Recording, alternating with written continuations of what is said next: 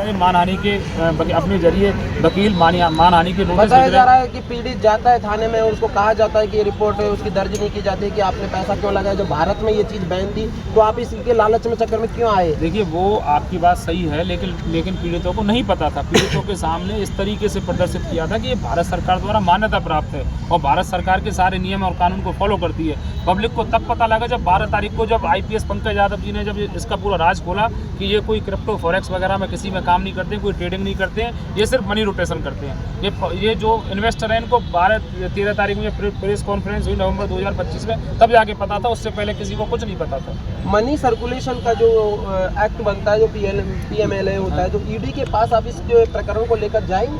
नहीं, ED इसमें जो है दिसंबर 2025 से काम कर रही है।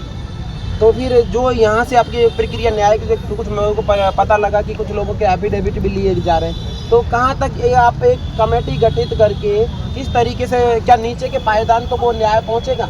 देखिए हमारी जो मांग है, पीड़ित प्रत्येक व्यक्ति का जो उसकी जो पैसा लगा हुआ है उसकी पाई उसको वापस मिले। जब तक उसकी पाई उसको वापस नहीं मिलेगी तब तक हमारी लड़ाई जो है जारी रहेगी। नहीं, ये नीचे का पायदान आप लोगों पर किस तरीके से विश्वास किया जा सके, क्योंकि ये तो एफिडेविट जो दे रहे हैं आपको, कहीं ऊपर उच्च लेवल पे जैसे अभी विश्वास है इन्होंने दिलाया, आपका एक नेटवर्क था उसको जीत लिया, तो अब ये कैसे विश्वास करें कि न्याय प्रणाली में हमारे साथ एक पारदर्शिता? देखिए मैं आपको बताऊं कि हमने क्या प्रशासन ने ये चीज़ क्लियर कर दी है कि जैसे इनकी संपत्ति कुर्की होगी या इनसे कोई जब्ती होगी तो कोऑपरेटिव सोसाइटी के जो सेक्रेटरी हैं उनके माध्यम से जो इन पीड़ितों का पैसा है वो इनको डिस्ट्रीब्यूट होगा। ये है, उसमें हमारा कोई रोल नहीं रहेगा। उसको कोऑपरेटिव सोसाइटी के सेक्रेटरी जब जब्ती के बाद जिसका जो पैसा बनेगा उसको वापस दिया। आप इस पर कैसे पीड़ित हुए, आप थोड़ा सा उसके बारे में?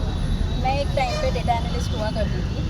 जैसा कि सर ने बताया कि गवर्नमेंट एम्प्लॉय को वो लोग टारगेट करते थे, उन लोगों से रिजिग्नेशन डलवा के और इस फील्ड में लेकर आए, ये बोल के लेकर आए कि भाई जितना आप गवर्नमेंट एम्प्लॉय में लाइफ टाइम कमाओगे वो 2 से 4 साल में आप कमा के निकल लोगे।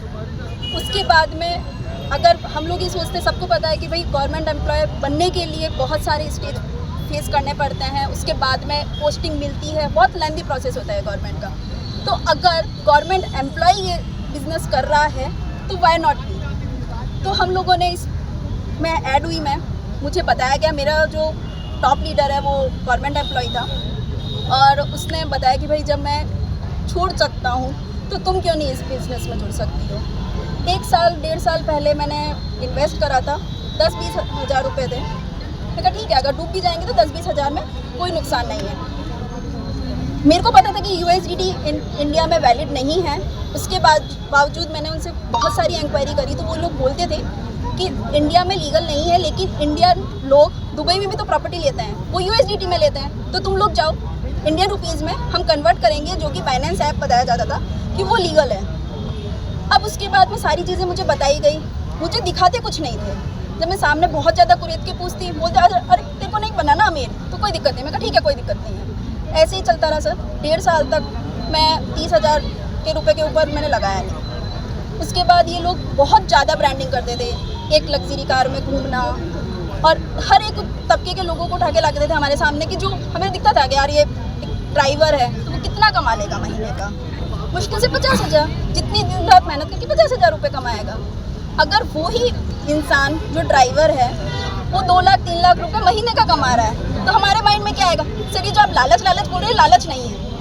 सब लोग चाहते हैं कि अगर मेरी 30,000 की इनकम है तो मैं 40,000 की बनाऊँ, उसके लिए एफर्ट्स करूँ, लेकिन नो डाउट एफर्ट्स जेन्युइन होने चाहिए। तो हमें सारी चीज़ें जेन्युइन दिखाई गई। ठगी करने के षड्यंत्र तो अपनाए जाते हैं। तो sir I agree with you, fully agree, लेकिन ठगी करने के लिए जब आपकी ब्रांडिंग हो रही है तो गवर्नमेंट सरकार जब आपको जियो कन्वेंशन हॉल में काउंटर बुक करके दे रही है, तो सर आप बॉम्बे में जानते होंगे जियो कन्वेंशन हॉल में अगर हम लोग चाहें तो इजीली नहीं अलॉट हो सकता हमें काउंटर। अगर वो दिखा रहा है हमें तो सर आप भी इंसान है, मैं भी इंसान हूँ, सबको लगेगा यार जेन्युइन है, क्योंकि गवर्नमेंट इसमें इन्वॉल्व है।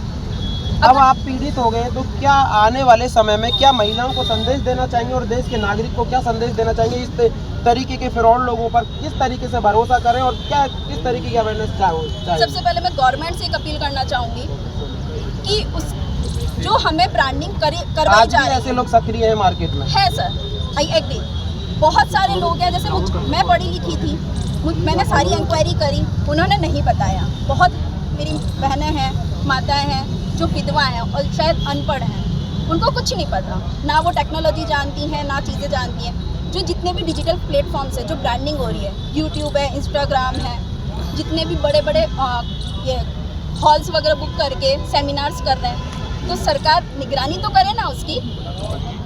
अगर हम अपील कर रहे हैं अपने पैसों की तो इसी बिहाफ पे कर रहे हैं। हम तो वही देखेंगे ना, अगर यहाँ पे आज धरना प्रदर्शन कर रहे हैं तो हमें गवर्नमेंट की परमिशन है, समझ रहे हैं। अगर वही चीज़ अगर हॉल में हो रही है, गवर्नमेंट प्रीमाइसेस पे हो रही है या बड़े 5 स्टार होटल्स में हो रही है, तो सर कोई तो परमिशन होगी ना कि यहाँ सेमिनार आप XP.RU की लगा सकते हैं। वो जेन्युइनिटी किसने चेक करी?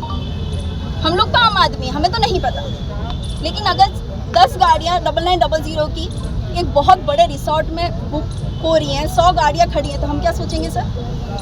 संदेह की दृष्टि से देखा जाएगा, निश्चित रूप से देखा जाएगा, लेकिन हम ये देखेंगे ना यार, सीधा है कि सरकार पर आप एलिगेशन लगा रहे हैं, यानी कि इस तरीके की मॉनिटरिंग होना चाहिए और जागरूकता के अभाव में कि कौन व्यक्ति देश के अंदर किस तरीके की गतिविधि कर रहा है। आम आदमी इसमें ना फंसे, क्योंकि हमारी इतनी पहुंच नहीं है, लेकिन सरकार की पहुंच है। सरकार अभी भी चाहे तो वो लेकर आ सकती है और सरकार चाहेगी, क्योंकि इसमें आम आदमी है। मेरी खुद की अगर मैं बताऊं तो आज कंडीशन ये, पॉकेट में 100 रुपये नहीं है, जो लड़की लाखों रुपए प्रोफाइल में रखती थी। नहीं, आपको इस बिजनेस में जो लेकर आए, जो एलाइन था आपका, उसके सामने आपने किस तरीके का बात रखा कि मेरे को इस तरीके से आपने इसे बिजनेस के अंदर दिया, तो उसके क्या है उसकी व्यू? सर देखिए है ना, ऑनेस्टली से मैं सारे बताया जा रहा है कि